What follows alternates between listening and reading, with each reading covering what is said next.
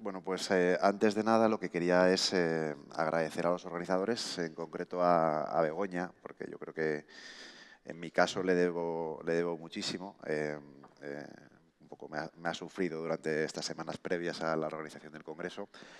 Y a los patrocinadores también, ¿no? Por supuesto, que hacen posible que este tipo de eventos se siga desarrollando y además de manera muy exitosa. Como decían, mi intervención va a cambiar radicalmente un poco el desarrollo del Congreso, o el desarrollo al menos de esta primera sesión de la mañana,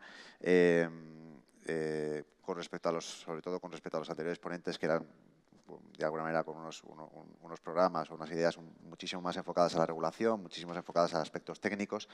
Yo me voy a centrar en aspectos que a lo mejor para muchos de vosotros son novedosos o incluso no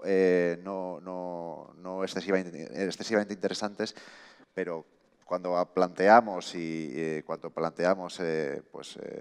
y todo este tipo de actuaciones, cómo se financian, cuál es el papel del sector privado, cómo tiene que acompañar la administración en este tipo de proyectos, pues al final pues vemos que pues de lo mucho que se podría hacer, pues la gran parte se queda en los cajones, fundamentalmente porque no hay financiación, o al menos no se sabe estructurar la financiación, ¿no?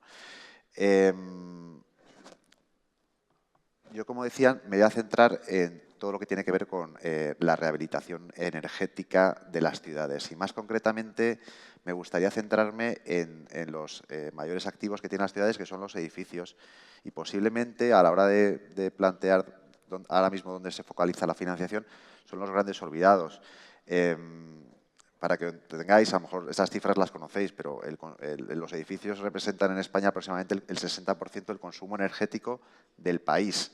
Estamos hablando de edificios de cualquier tipo, tanto edificios de oficinas, edificios comerciales, viviendas, industriales.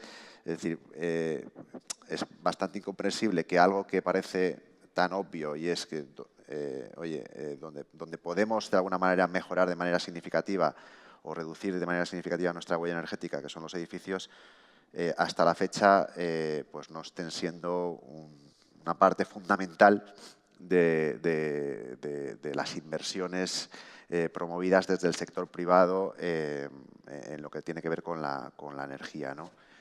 Aquí os mostraba simplemente para que lo tengáis, son varias cifras que a mí siempre me han parecido muy significativas, porque al final, ¿dónde está la oportunidad? Bueno, pues evidentemente la oportunidad está cuanto mayor sea el tamaño, ¿no? El tamaño del mercado, ¿no? Aquí simplemente quería destacaros un par de cifras que creo que son interesantes. Y es un pequeño cuadro donde destaca fundamentalmente cómo se distribuye con respecto a lo que sería el total del consumo energético de los edificios de diferentes sectores, cuáles son los potenciales ahorros, ¿no? Pues, uno de los principales elementos que se nos viene a la cabeza es, oye, con todo el parque de oficinas que tenemos en este país, resulta significativo que, bueno, pues, los propietarios, los grandes propietarios de activos, los grandes fondos, no estén desarrollando actuaciones en su propio portfolio, ¿no? Y, bueno, luego intentaré explicar un poco el racional que hay detrás de esas actuaciones. Pero hablamos del sector comercial, hablamos del sector hotelero, que tan importante es en nuestro país, hablamos de edificios público-privados, como pueden ser hospitales, hablamos de infraestructuras como pueden ser aeropuertos, estaciones de tren. Bueno, de momento estamos un poco en pañales en todo lo que tiene que ver con la eficiencia energética o la rehabilitación energética de todo este tipo de activos. Normalmente solo se acometen proyectos si van ligados a grandes proyectos de renovación, ¿no? Y perdemos muchas oportunidades que, como vamos a ver aquí, básicamente os quería mostrar dónde se están centrando digamos, desde el punto de vista de las actuaciones. Intento ir sobre la realidad, ¿no? O sea, muchas veces cuando se habla de financiación, y sobre todo cuando se habla de financiación a nivel europeo o en Bruselas y demás, se intenta teorizar sobre el potencial, ¿sabes?, dónde nos tenemos que centrar. Bueno, a mí me gusta ir directamente a la realidad de los datos, ¿no?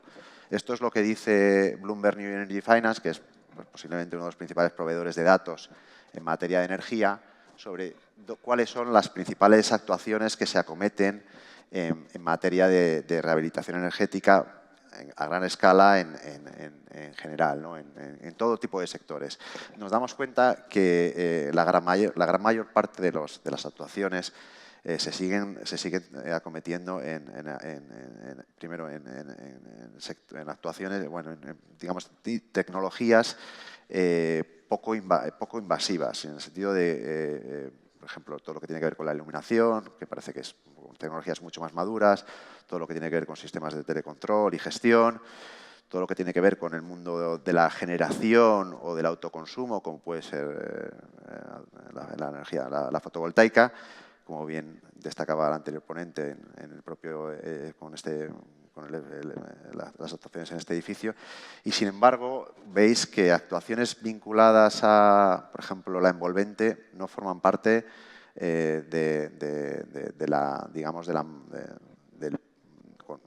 alguna manera no representan un porcentaje importante en lo que tiene que ver con bueno, pues, el impacto total del sector, o dónde se están aproximando la financiación, a dónde está yendo la financiación para este tipo de proyectos, ¿no?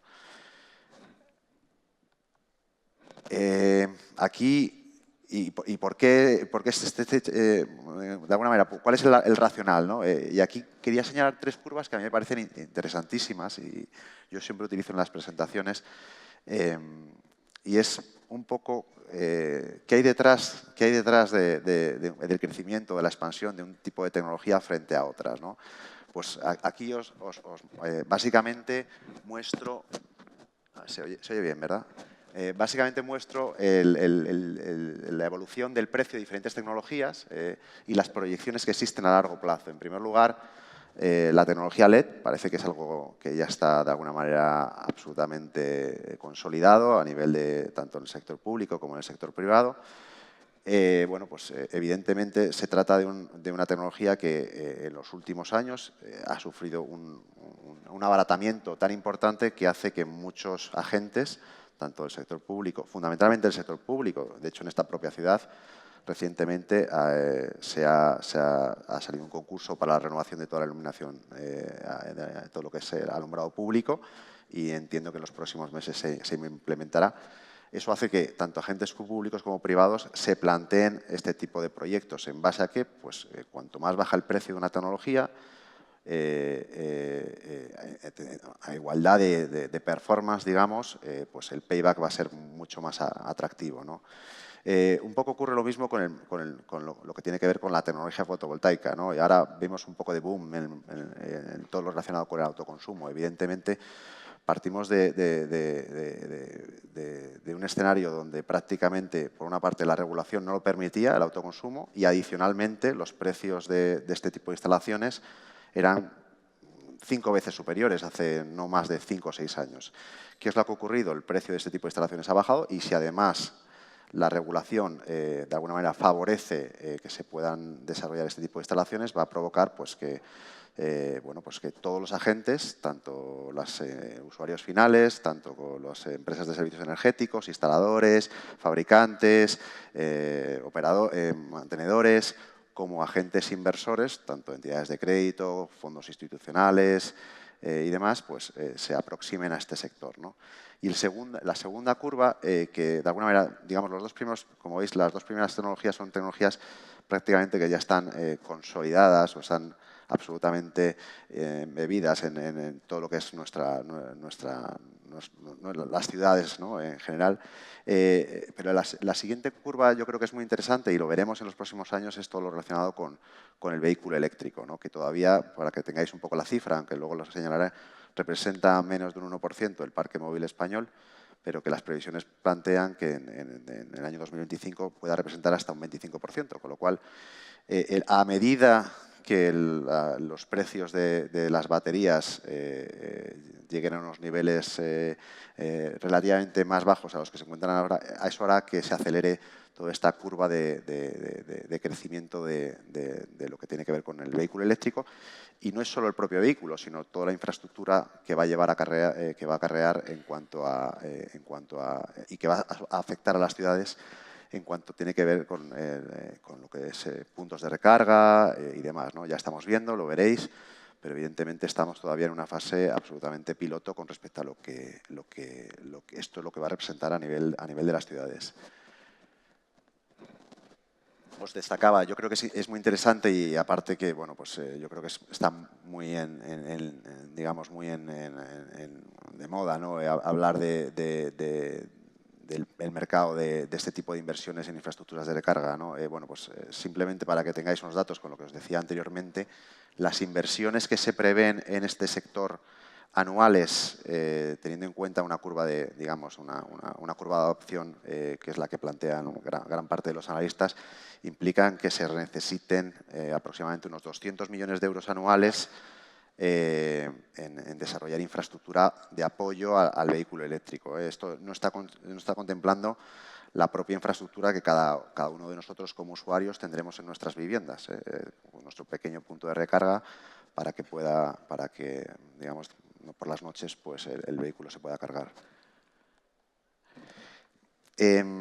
Antes de entrar en lo relativo a las propias estructuras de financiación o de alguna manera quién está actuando de agente dinamizador por parte en este sector, me gustaría destacar nuestra experiencia como compañía y después de muchísimos años estructurando y financiando proyectos de eficiencia energética, cuál ha sido nuestra experiencia de cliente cuando nosotros hemos ido a usuarios finales o hemos estado en conversaciones con empresas de servicios energéticos, con grandes constructoras, con grandes operadores, en cuanto a la adopción o de alguna manera por parte de la ejecución de este tipo de proyectos. La realidad es que cualquier compañía que se plantee ejecutar, o cualquier compañía privada, ¿no?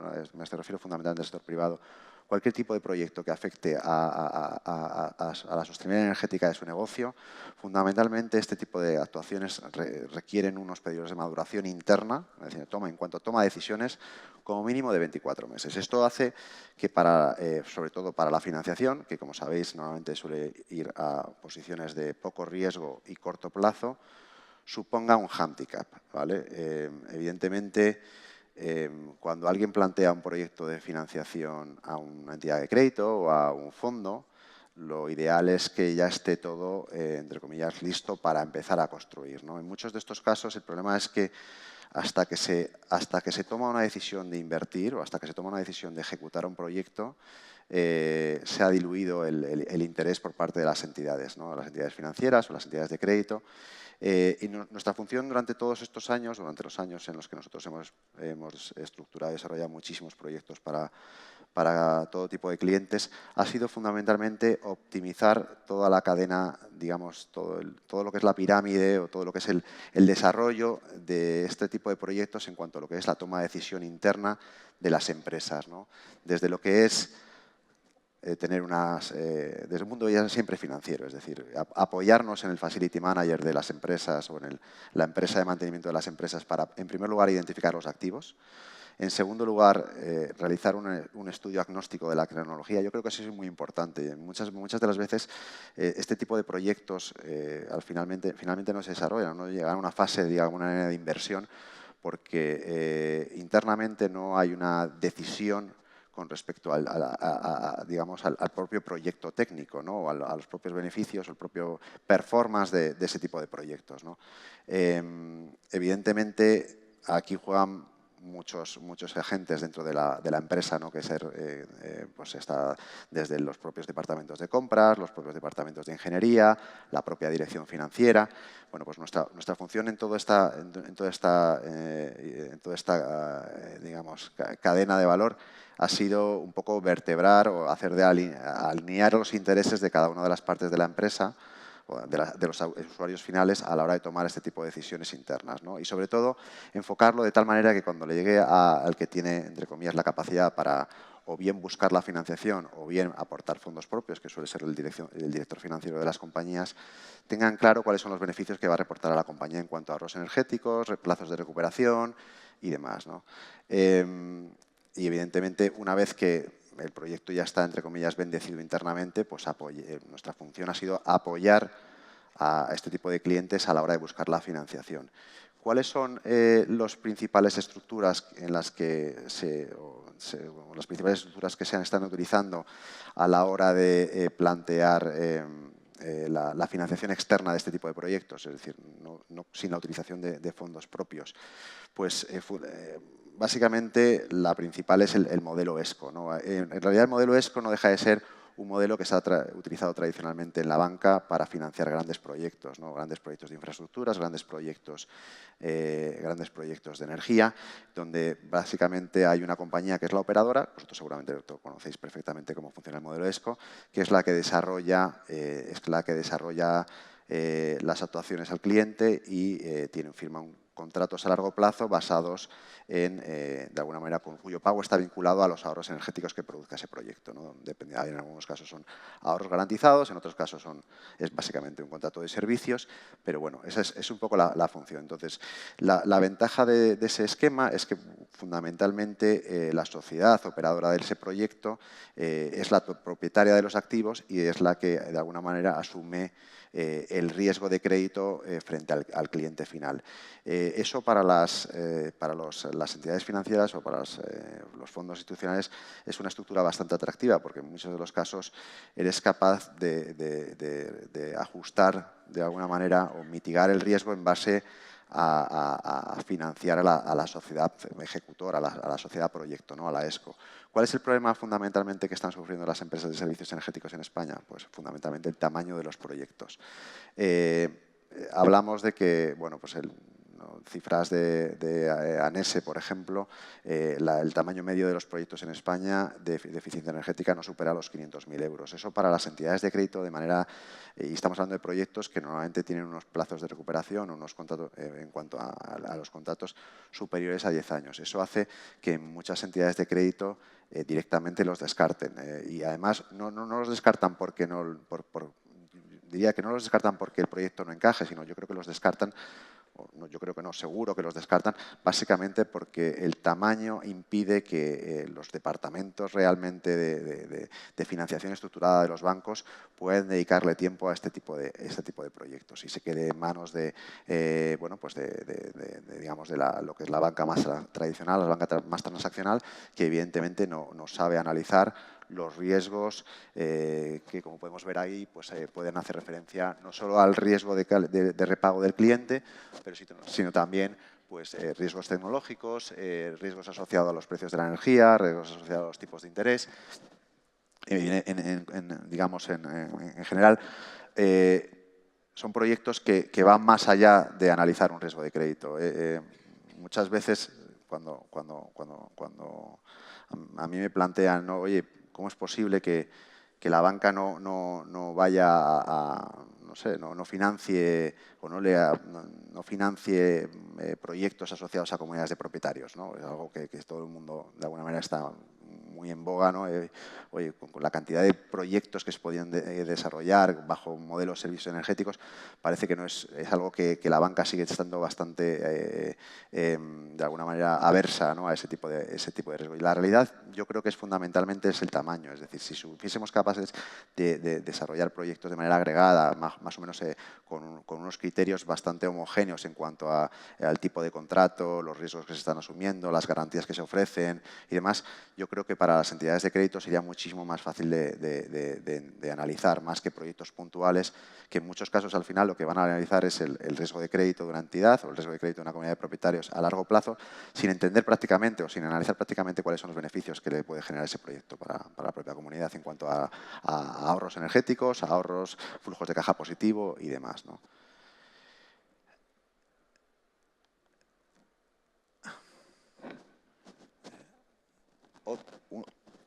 Por el contrario, la estructura de financiación que más se ha desarrollado y en la que nosotros hemos sido un agente muy activo en los últimos años ha sido la financiación vía, que sobre todo ha afectado al sector público, ha sido la financiación a través de fondos institucionales en grandes proyectos de infraestructura pública.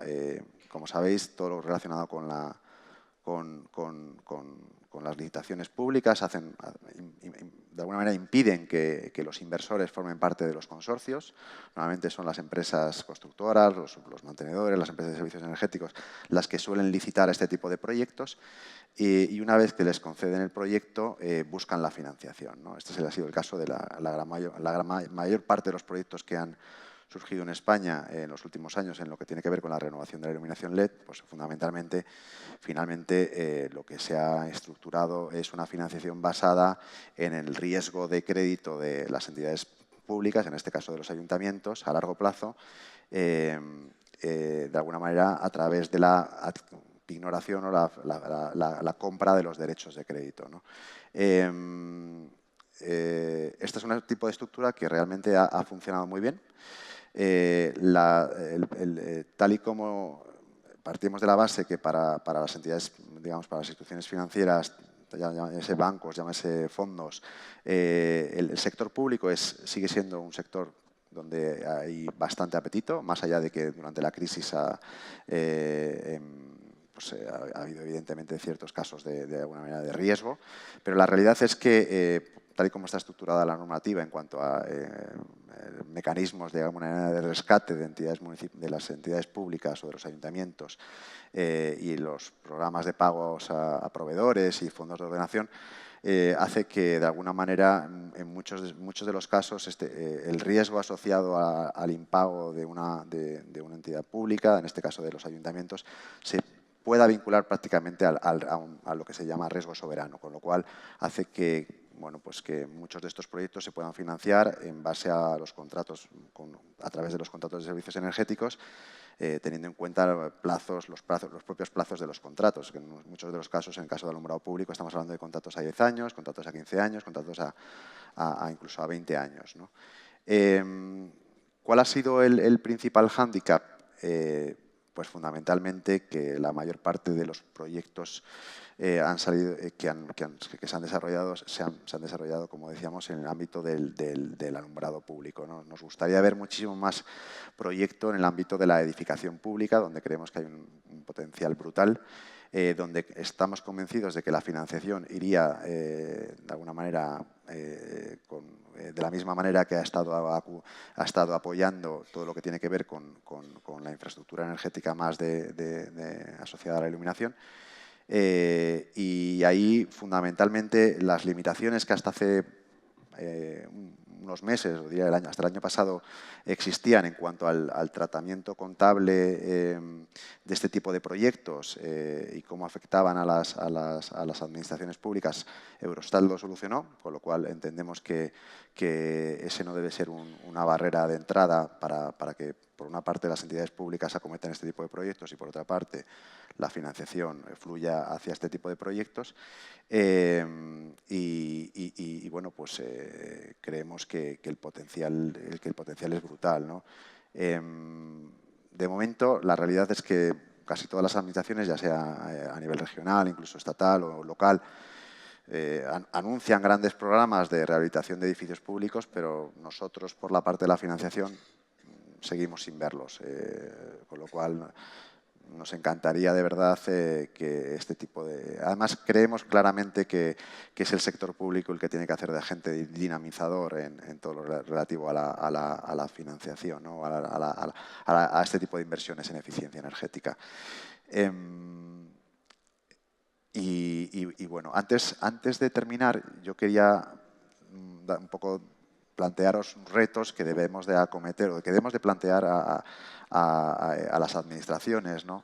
Entendiendo que evidentemente no todos los casos son posibles, pero sí que creemos que a nosotros nos gusta utilizar mucho casos de éxito a nivel internacional. Ahora mismo la Unión Europea hace un año concedió a un consorcio, entre ellos formado por algunas entidades españolas, incluso algún ayuntamiento español, como es el Ayuntamiento de Olot, una subvención a través del programa Horizon 2020 para hacer un proyecto piloto del PACE. El PACE, para quien no lo sepa, es un mecanismo que se lleva usando en Estados Unidos para financiar todo este tipo de proyectos de rehabilitación energética, tanto en el mundo residencial como en el mundo terciario, comercial o industrial. y fundamentalmente se basa en desligar este tipo de inversiones de lo que es el riesgo crediticio de los usuarios. Yo creo que para eso es fundamental. Es decir, los bancos están hasta arriba de riesgo de crédito, digamos, de riesgo, entre comillas, cliente. Y lo que les gustaría es tener más el propio riesgo del activo, ¿no? Tal y como tienen, por ejemplo, en el mundo hipotecario. Con lo cual, básicamente el PACE lo que busca es financiar proyectos y de alguna manera que basados no en el riesgo de crédito, sino en que el repago va a estar, o de alguna manera que ese crédito, que además va a ser siempre senior con respecto a cualquier tipo de crédito que tenga ese activo, incluso una hipoteca, se repague a través de impuestos municipales, por ejemplo el IBI, como funciona en Estados Unidos, y no esté vinculado entre comillas, al propietario, ¿no? De tal manera que al final pues, tú puedas vender un activo, en este caso no puedes vender tu vivienda o puedas vender tu nave industrial y de alguna manera tú la vendas con una carga, que en este caso es unas inversiones que se han ejecutado en eficiencia energética que van a generar una serie de ahorros durante un periodo de tiempo y que evidentemente se tienen que repagar en muchos de los casos a través de los ahorros, ¿no? Este es un mecanismo que en Estados Unidos, para que lo tengáis, y no siendo una cifra sustancial para Estados Unidos, más o menos está movilizando en torno a unos 300 millones de dólares anuales y ahora mismo en 3 o 4 años que lleva de programa llevan en torno a unos 800 millones.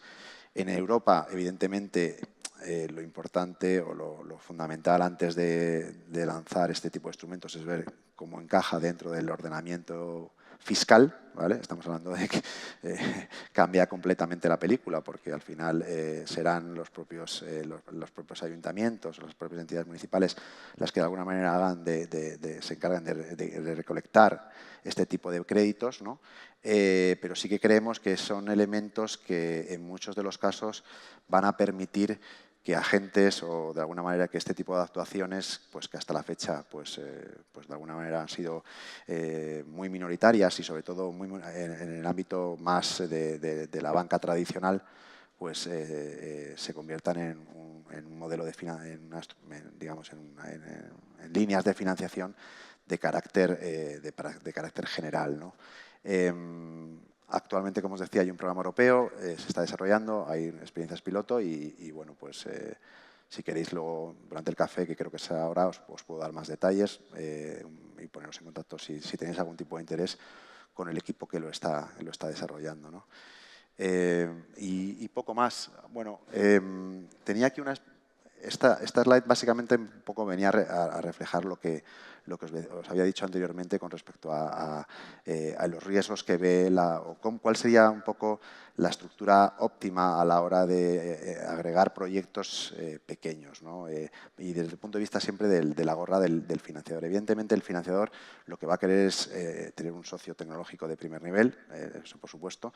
Va a querer de alguna manera también evitar todo lo relacionado con los riesgos tecnológicos. Los riesgos tecnológicos es algo que las entidades de crédito no saben medir, con lo cual lo que van a buscar es que alguien les dé ese tipo de garantías y evidentemente ellos lo que se van a centrar es como tal es en analizar el riesgo de crédito del cliente, del usuario final, entender el modelo de recuperación de los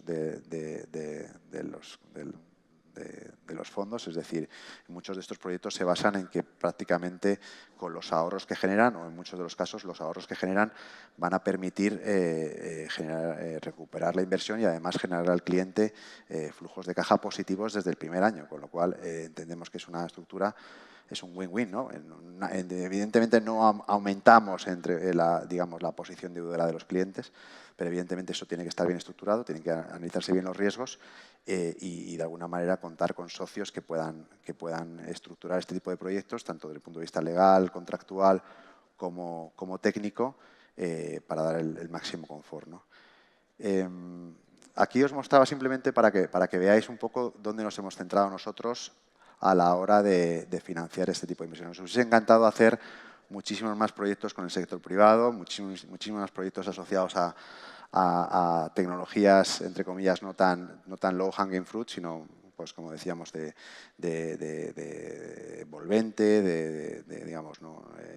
Pero la realidad es que el mercado y es una pena, se ha centrado en actuaciones fundamentalmente vinculadas a alumbrado y en algún caso menor a parte de infraestructura pública de algunos edificios, ¿no? Que es importante, evidentemente, ¿no? Pero que creemos que es todavía, de alguna manera, es algo, es un granito de arena en un desierto inmenso, ¿no? que puede suponer un poco el mercado, las inversiones en este tipo de sector. Y bueno, pues hasta aquí yo creo que cualquier duda que tengáis o pregunta, pues si queréis lo podemos comentar durante el café.